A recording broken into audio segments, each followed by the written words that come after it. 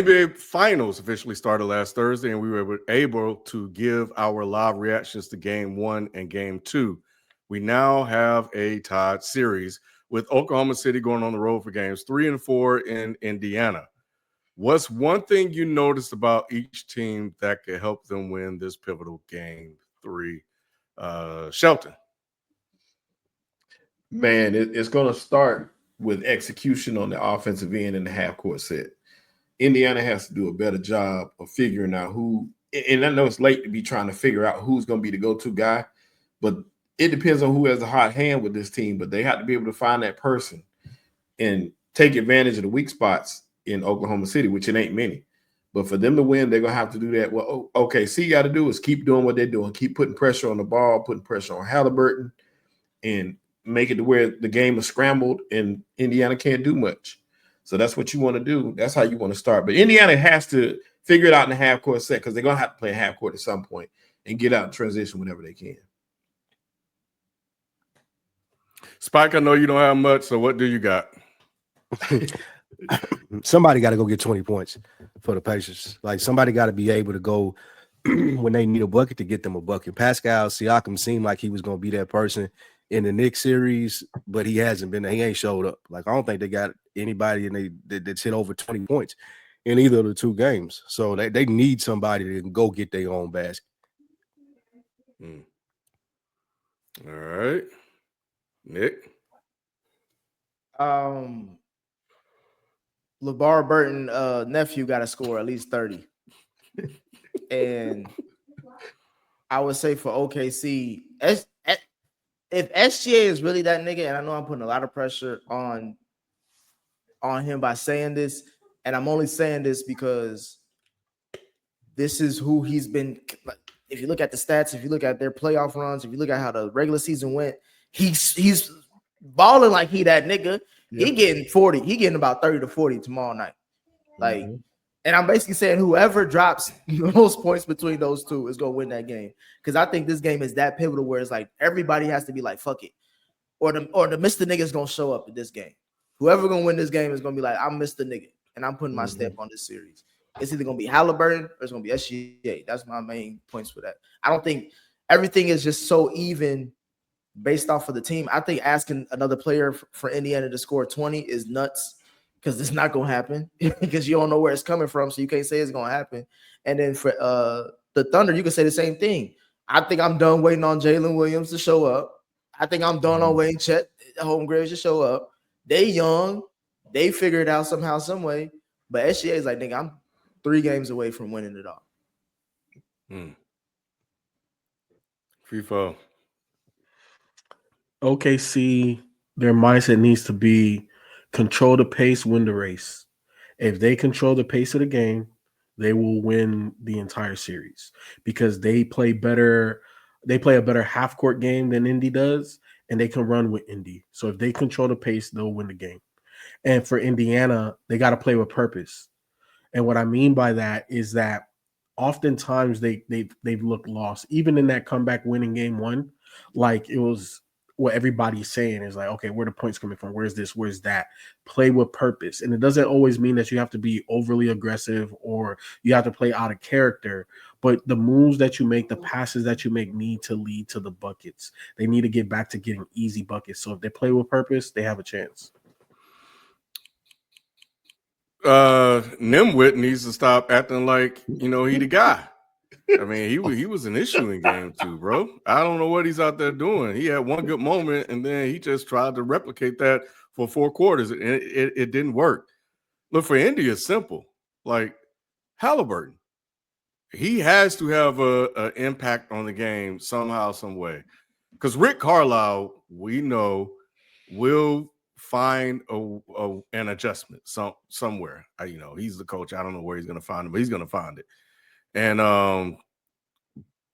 but Haliburton still has to find a way to, when his team is struggling, he has to go get buckets. Now, he's not a scorer like that, but you can't be stat padding at the end of the game to make it look like you had bro, for people that didn't watch it. This the remix, baby. It's always at the same point. This damn because this computer is busted, man. I might have to switch to it'll probably lock up on me. But anyway, yeah, man. Even though they won game one, OKC has looked like the dominant team in both of these games. Mm-hmm. And if this continues, Indy might not get another one. Yeah. But they got to figure out a way to unlock everybody, because with them it's death by 1,000 cuts. But right now it's a lot of gauze out on the court. You know, and that shit ain't working, bro. So yeah, man. I think OKC, they got everything under control. You know, they're scrambling all over the place. They pretty much got Indiana on lock. Nick, SGA gonna get his. Yeah, I believe that, but the fact that Rick Carlisle says something that sounds like it's a compliment, but it sounds like I've been working on something and I gotta pull it out for game 3. When he was like, you could chalk up what do you say, FIFA 30, 34 points off coming off the plane. And it's like, when a head coach say that, it's like that don't sound good for you to allow that to happen. You know what I'm saying? It's like, it sounds like, okay, I'm aware that he can get busy and he's been getting busy, so I got to slow that down, because all them other niggas ain't been showing up like how we talked about. So if you slow down SGA to get 25 instead of 30 plus, that's going to be tough though. I'm just saying if he could, I mean, at this point, FIFA, he got to throw everything out, because this game 3 is about as big as normally they say game 5 is the big game, but game 3 is like who gonna decide the series in my opinion. It is. This is the most important game.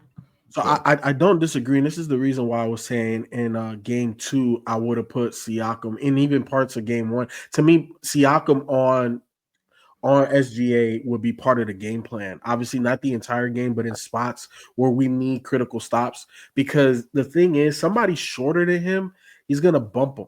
You know what I'm saying? Create space and elevate, and the jumper's too easy. You need a guy that's a little bit lankier that can absorb the bump and then still contest at a high rate.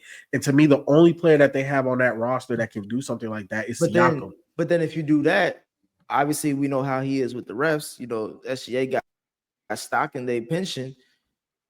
That's gonna put Siakam in foul trouble, and then that takes the only other player that you could count on that can get you 20 points. Nick, but listen to the words that I'm using. I said in moments when you need a stop. I'm not saying the entire game. I'm not saying that this is your primary this is your primary assignment. I'm not saying that, because he will get him in foul trouble.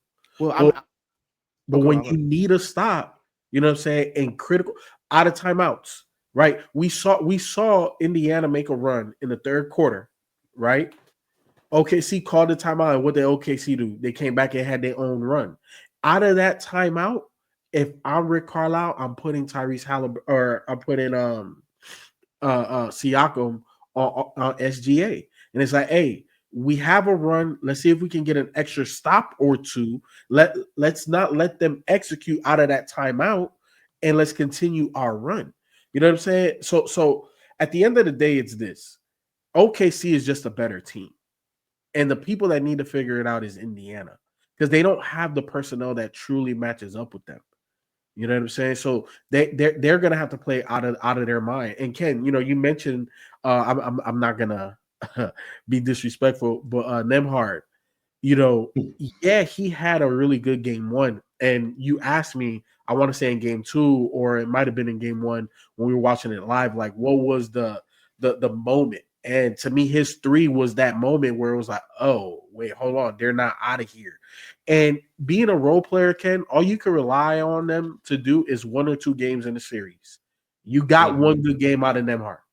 Now, is it going to be game 3, game 4? You're going to need at least one more, but they need the others to step up. 00, you know, I'm bad with names. He needs to have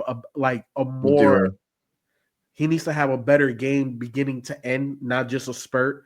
Miles Turner needs to have a big game. Obi Toppin had a good game. We can only expect one more from him in this series, but Miles Turner needs to have a good game. Siakam needs to have like, oh shit, like I was the Eastern Conference Finals MVP.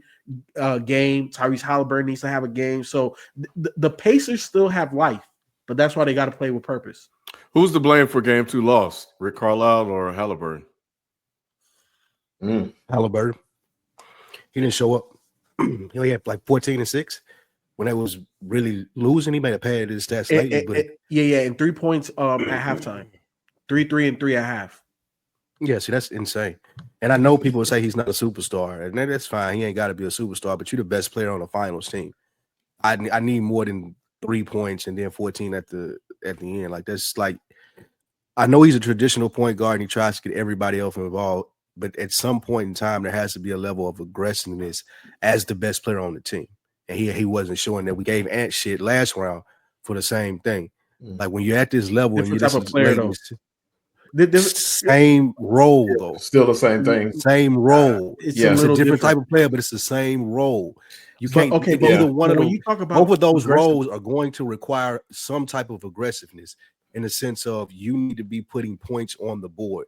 If that's Haliburton really pressing, that's fine. If he really pressing the basket, getting in the lane and creating better shots for somebody, then do that. He wasn't doing that. The only reason I brought Ant up because we said the same thing about him last time. Right. The aggressiveness may look different, FIFO. I do agree with you there, but still there has to be more aggressiveness in that top spot on a playoff team. Yeah, it's like, yeah. See, and when I was thinking about this topic, right, I didn't want to use the word aggressive because aggression looks different depending on the type of player that you are. And with Indiana, it's not a lack of aggression in my estimation. It's more, it doesn't look purposeful. It doesn't look like, okay, we're going here to attack there. We're doing this to do that. You know what I'm saying? Like, it feels like it's just up in the air. And that game 1 win was essentially like that. They were just in striking distance. You know what I'm saying? SGA missed a big shot and Indiana made a bigger shot. But they need to play with purpose. I don't think the right word is aggression because their best player isn't necessarily aggressive by nature. And he doesn't have to be aggressive for them to be good. They have to be purposeful. They have to know when to push the pace, even off of makes. Even if pushing the ball doesn't result in a layup or an and one or a foul or something like that. Play with purpose. And it's not aggression, in my opinion, because aggression means, like, when I think of aggression, I see Russell Westbrook. That's aggression. He plays with reckless abandon. Yeah. In Indiana against OKC, you can't play recklessly. You can't play with abandon with them because they will make you pay. You have to play strategically. This has to be a scalpel, not a butcher knife. Well, Rick Carlisle. Go ahead, Spike. I was just gonna say there are different types of aggression. Just like you brought up Westbrook, I could bring up LeBron. LeBron can play the same way aggressively that Haliburton should be able to play as the top player in their team. LeBron plays aggressive, right? We totally comping LeBron. You gave a mold of somebody. You're right. Haliburton don't fit that mold of Westbrook. He shouldn't be doing that. We would all be saying he's crazy. Not LeBron. Out there and did that. That's his skill set, though. That's his skill set to get others involved and to get easy buckets. Bro, LeBron is 6'8", 250, chase down block guy. Like, I'm not saying he's LeBron, FIFO. That's not what I'm saying. I'm saying that's the same style of play. What about like Chris Paul? There's more Chris Paul. You got to think. Fair. Look. That's right. But Chris Paul, we know when he's being aggressive. When he getting you in that pick and roll and he throwing the oop, or he kicking it out to the wing. We see when he's being aggressive. But it's purposeful. Like I'll give you the perfect game. It was against Milwaukee, I want to say, and I want to say he went 14 out of 14. 14 out of 14 from the field. That was purposeful. Every spot that he got to was purposeful. This is my spot. You're not going to stop me from getting to this spot. You know what I'm saying? We're going to play pick and roll. I want to say he had less than 2 turnovers that game. And we've seen Haliburton play multiple games now with 0 turnovers and over 15 assists. That's purposeful basketball. That's not necessarily aggressive. It's purposeful. I'm more so trying to convey the fact that this needs to be a scalpel. Like they have to be precise against OKC. Q, We've seen 2 games. Indy, we had Haliburton in game 1 Oh and my God, Halibum y'all being so disrespectful. and Halibum in game 2. What's one thing that each team can do to win game 3? OKC just got to keep playing the same type of defense that got them there. I think Chet had a great rebound game. I think that finally, on the offensive side, because the defensive side for Chet is not in question. SGA, he keeps doing what he's doing. He's steady. He's not the reason why they lost game 1 either, but that's a whole different story. Jalen Williams, they had a much better game too. You know what I'm saying? And I think that the bench, after the first quarter, they got in control. And for Indiana, the thing that killed them to me was the Thomas Bryant minutes were very brutal. I don't understand why every time he was called for a foul, he kept acting like he didn't have his hands all over Hardenstein or, Chet. I feel like his minutes were really bad. I would have liked to have seen maybe some Tony Bradley minutes into half of those minutes. Honestly, Bradley's not terrible, but those minutes stuck out to me as a big reason why. I think they were a minus 18 or 19 when Haliburton got off the floor and they put in Thomas Bryant. TJ McConnell didn't get into his groove. So if you're Indiana, I think you gotta hope that the role players play better at home. I think that they're going to settle in a little bit, and Haliburton has to be way more aggressive those first 3 quarters. I think that the coaching staff should get him involved off ball personally. A lot of what he does is not ball dominant in the sense that he's just pounding the rock. Like, it's not like Jalen Brunson in certain possessions when you have a coach who's just telling you, yo, just make something happen. But it's too much sometimes where I want to see him get looks cut into the basket. I want to see him become more of a weapon where he can spot up in the corner or come down off of a pick, something, because I think he has enough range to do that. And I think that he does train like that as well. So I think he could be a 3-point shooter in that sense and then open up the game for other guys. Siakam, that's going to be the key for them in terms of the minutes when Haliburton's off the floor. And overall, just the transition defense killed them. Beyond that, if they can sew those things up, it'll be a close game. I think Rick Carlisle, he's kind of a coach that likes to coach these games like prize fights where, everyone's picking OKC as like the undisputed champs, right? You just got to get to the last round and be in the position for the judge to make a decision. And by that, I mean Haliburton or SGA. That's got to be the clutch moment. Who's going to clutch up and send it home? So if you're Indiana, you hope for that. If you're OKC, just keep playing what you did in game 2 and be ready for their best punch. Q, I got 2 things for you.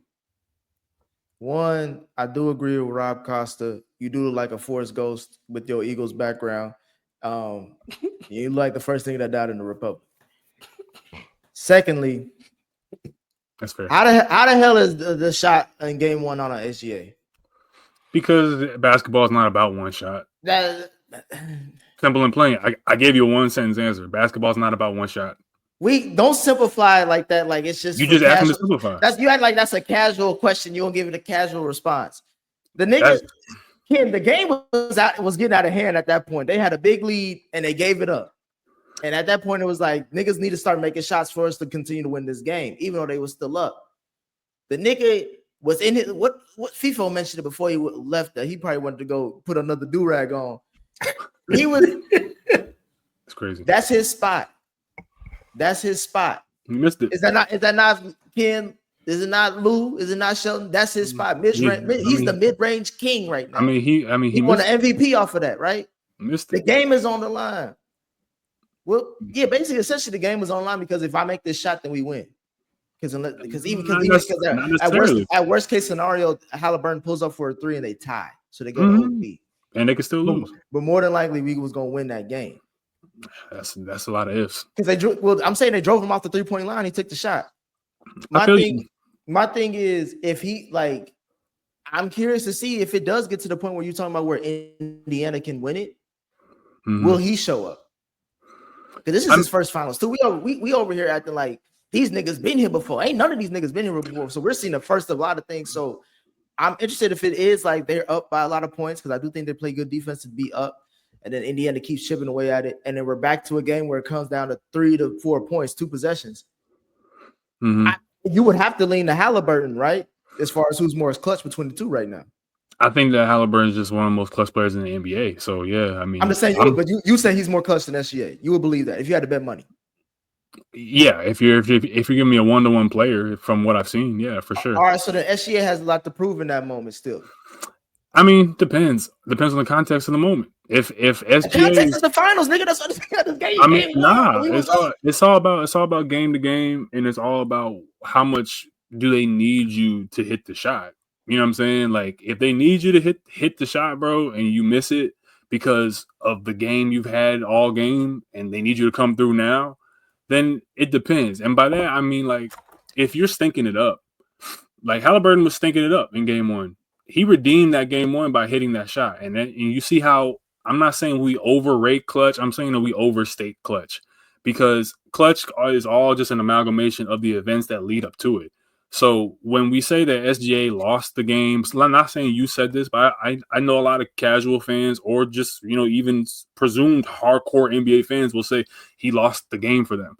I just don't agree with that. As a role player, if I have missed all of my shots and coaches, if I'm Jalen Williams and coach is running plays for me and I'm stinking it up, I'm not looking at SGA and be like, bro, come on. Like, nah, bro. I'm looking at myself and man, bro, I fucking missed 6 easy, wide open shots. I missed a layup. I missed 2 free throws and we lost by 2 points. I can't put that on SGA and be like, damn, bro, you got to bail me out. Nah, bro, it's a team game and I got to take accountability. Check, got to take accountability. Everybody.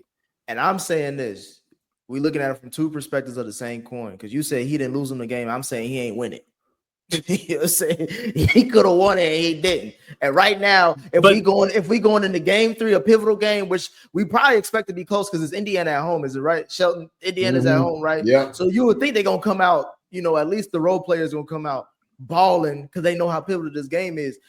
Right now, we've already seen in this final series already, early in, that if it come down to a clutch shot, we know a nigga who made it or who can make it, and we know a nigga who can miss it. That does not vote. To me, that says OKC has to blow them out for them to show their dominance in the series. Because when they win by a lot. But when they lose in a way that's like, damn, nigga, you could have won it. A lot. It's a lot of ifs in that, and I feel like I could say the same thing that SJ hits the shot, Haliburton goes down, gets fouled, and won +3. And now they win on a free throw. So but that's the whole reason I'm saying that. But that wouldn't be on. That's what I'm saying. That wouldn't be on SGA. I wouldn't be thinking. I would think about that. So it shouldn't be on SGA that he missed the shot when other teammates of his have also been fucking up, have also been not converting on turnovers. It's not just one shot. Like I could see if SGA had a terrible game and then all right, bro, redeem yourself. This is one moment. All right, cool. You didn't come through in a big leverage moment and you didn't perform. But if my teammate, if I'm a role player, if I'm the 4th most important team on OKC and my star has 38 and he's killing, and then it comes down to the fact that he needs to hit one shot and he misses, the coach is going to call us in the locker room and, yo, tough shot, bro. Appreciate it. But, hey, all y'all sit down. We had 24 turnovers. How many points did we get off of this? You didn't hit your layups. You didn't hit your free throws. You're not hitting your picks the way you should. You're not setting your screens properly. You missed 2 layups. I can't look at my star and then be like, come on, bro, it's on you. Nah, bro, that's bullshit. They lost by 2 points. Yeah, they didn't lose by. Okay, cool. They didn't lose by how many other shots could have been those 2 points? Don't put your star in that position to play Superman. That's all I'm saying. I know we may have to move on, but Q, do you equally grade players on a basketball team when it comes to the NBA? You think a starting five has equal? You think a starting 5 has equal responsibility when it comes to that team, like in their unit? I think that when you have a number 2 like Jalen Williams, you have to then look at him also and be like, bro, where were you? Chet, where were you? Hardenstein, where were you? Why I'm asking that is because at the end of the game, we're putting it into our best players' hands. We all recognize that SGA is the best player on OKC with their starting 5, right? So and then also we scheme up plays that he does the best at, which are mid-range, turnaround 3 or shots or mid-range in general. Okay. He had a good look in a clutch. If he hit that shot, I'm looking at SGA different. I'm not saying that I think he trash and I think he's not clutch. I'm just not betting on it right now because I've seen him in that situation, and it's like, I thought you would do this because you're the MVP, but this nigga who ain't even a superstar did what you just didn't do. And that says something to me. Yeah, I think though, we can close it out, but it's like I think that's a separate point, and if that's your point on how you view him after the shot, fine, like cool, he might not be as clutch as you think, but from a basketball perspective, like all 12 guys in the locker room and the coach is breaking down film, nobody in a serious organization is gonna be like, come on, SGA. You like no, they're gonna tell him, hey, bro, you make that shot all the time in practice, you'll hit the next one. More importantly, though, hey, you guys missing free throws, you guys missing layups, you guys missing open threes in the corner. We shouldn't even have our star in a position where he got to play Batman because we have 24 turnovers. Come on, guys. That's why he the star. But then you see game 2, they come out and they spanking shit. So it's different now, and now you adjust to what you should have done in game 1. You should have closed out. Shouldn't have come down to that. That's all I'm saying. Hey, Nick, I thought it was funny, and I wish you would have remembered this the night of that conversation, because FIFO was talking about, oh, man, it don't always come down to one play. It don't come down to one play. It don't come down to one play. It's the whole game. But I remember when he lost the Super Bowl. And I remember one text he said, who? He was like, that fumble in the third quarter was the game. That sounds like it came down to one play to me. Bro, we need, hey, don't bring football logic to basketball, kid. Because shit get real simple when you do that. That's why I had to make this a macro conversation about SGA's clutchness. Because if you would have asked me flat up, Sheldon, that nigga lost the game. All right, I'm trying to make it seem like he ain't win the game, but he lost. When it came down to clutch, has he made a clutch basket yet though? He hasn't had to, because they blow when they win, they win. That's what I'm saying. He hasn't had a moment. That's what I'm thinking. He's gonna have to have a moment. I just think clutch is overstated. It's not overrated, but it's overstated because it's all normally if you gotta be clutch, either your team is ass or your team be giving up crazy leads, or your team has to always claw themselves back from getting beat down. And I don't want teams like that. Or you just good with the game on the line. Sometimes, but the thing is though is that how often, of course, Jordan hit a lot of clutch shots, but Jordan was also had more games where it was up 30 and up 25 to go into the fourth quarter than he had to hit. But we know he could hit the shot though. That's fine. That's fine. But the thing is though is that in the moment that we're judging Jordan, even if the nigga missed the shot, I still would look at him like a great player. I'm not saying that he lost the game. Like I look at it as in totality. Like I'm not just gonna put it all on one guy's shoulders. I don't think anybody, and we'll close it out. I don't think anybody's saying SGA isn't a good player. I think we just I'm not saying y'all saying that either. Discuss just the moment. Yeah. But we'll be